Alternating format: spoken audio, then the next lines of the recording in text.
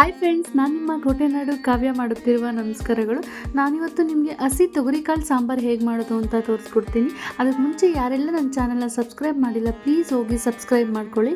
ಸಾಂಬಾರು ಮಾಡಲಿಕ್ಕೆ ನಾನು ರುಬ್ಬಿರ್ತಕ್ಕಂಥ ಮಸಾಲ, ತೊಗರಿಕಾಳು, ಬದನೆಕಾಯಿ, ಆಲೂಗಡ್ಡೆ ತೊಗೊಂಡಿದ್ದೀನಿ. ಮನೇಲಿ ಯಾವ ತರಕಾರಿ ಇದೆಯೋ ಅದನ್ನು ನಾನು ತೊಗೊಂಡಿದ್ದೀನಿ. ನಿಮ್ಗೆ ಯಾವ ತರಕಾರಿ ಬೇಕು ಅನಿಸುತ್ತೆ ಅದನ್ನು ತೊಗೊಳ್ಳಿ. ಒಂದು ಕುಕ್ಕರ್ಗೆ ಸ್ವಲ್ಪ ಎಣ್ಣೆ, ಸಾಸಿವೆ, ಕರಿಬೇವು, ಸ್ವಲ್ಪ ಈರುಳ್ಳಿ ಹಾಕಿ ಬಾಡಿಸ್ಕೊಳ್ಳೋಣ ಸ್ವಲ್ಪ ಹೊತ್ತು. ಅದಾದಮೇಲೆ ಅದಕ್ಕೆ ಹೆಚ್ಚಿರ್ತಕ್ಕಂಥ ತರಕಾರಿ, ಆಲೂಗಡ್ಡೆ, ಬದನೆಕಾಯಿ ಹಾಕಿ ಮತ್ತು ನಾವು ಹಸಿ ತೊಗರಿಕಾಳು ತೊಗೊಂಡಿದ್ವಲ್ಲ ಅದನ್ನು ಹಾಕಿ ಸ್ವಲ್ಪ ಹೊತ್ತು ಬಾಡಿಸ್ಕೊಳ್ಳೋಣ.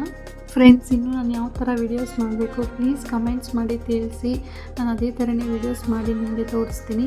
ದಯವಿಟ್ಟು ಇನ್ನೂ ಯಾರೆಲ್ಲ ಚಾನಲ್ನ ಸಬ್ಸ್ಕ್ರೈಬ್ ಮಾಡದೆ ನೋಡ್ತೀರಾ ಪ್ಲೀಸ್ ಹೋಗಿ ಸಬ್ಸ್ಕ್ರೈಬ್ ಮಾಡ್ಕೊಳ್ಳಿ. ಈಗ ನಾವು ರುಚಿಗೆ ತಕ್ಕಷ್ಟು ಉಪ್ಪನ್ನು ಹಾಕ್ಕೊಂಡು ಸ್ವಲ್ಪ ಹೊತ್ತು ತಿರುಗಿಸ್ಕೊಂಡು ಅದಕ್ಕೆ ಈಗ ರುಬ್ಬಿರ್ತಕ್ಕಂಥ ಮಸಾಲ ಹಾಕಿ ಅದನ್ನು ಸ್ವಲ್ಪ ಹೊತ್ತು ಬೇಯಿಸ್ಕೊಬೇಕು.